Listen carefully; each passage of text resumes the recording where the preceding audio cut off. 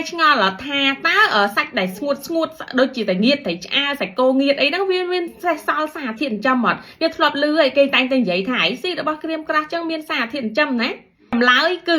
វានៅសល់សារធាតុចិញ្ចឹមវាអត់បាត់បង់ទេបងប្អូនហើយសារធាតុចិញ្ចឹមឧទាហរណ៍ដូចជាពពួកប្រូតេអ៊ីនណាគឺកើនឡើងខ្ពស់ទៀតផងដោយសារអីយើងយកវាទៅសម្ងួតហើយយើងដកជាតិទឹកចេញដល់ពេលអញ្ចឹងវាកំហាប់វាឡើងខ្ពស់ជាងមុនណាខ្ញុំលើកឧទាហរណ៍ដូចជា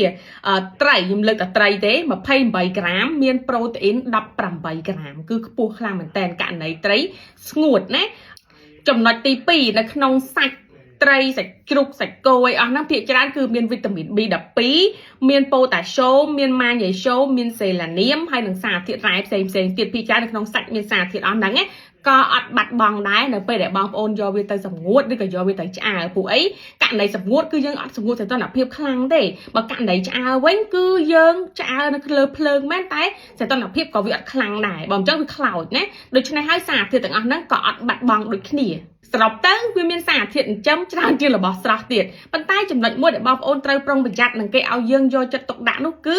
ត្រីស្ងួតអញ្ចឹងវាច្រើនយើងប្រឡាក់យើងប្រើអំបិលប្រើអីអញ្ចឹងណាអញ្ចឹងវាមានសារធាតុអំបិលឬក៏សូយ៉ូមខ្ពស់អញ្ចឹងកាលណាតែយើងញ៉ាំអាហារដែលមានអំបិលឬក៏សូយ៉ូមខ្ពស់គឺវាអត់ល្អសម្រាប់សុខភាពរាងកាយរបស់យើងឬក៏បេះដូងរបស់យើងទេអញ្ចឹងគេឲ្យយើងញ៉ាំធម្មតាញ៉ាំមធ្យមអញ្ចឹងណាកុំញ៉ាំច្រើនខ្លាំងពេកដោយសារអំបិលតែបើថាត្រីគឺល្អឧទាហរណ៍ត្រីឆ្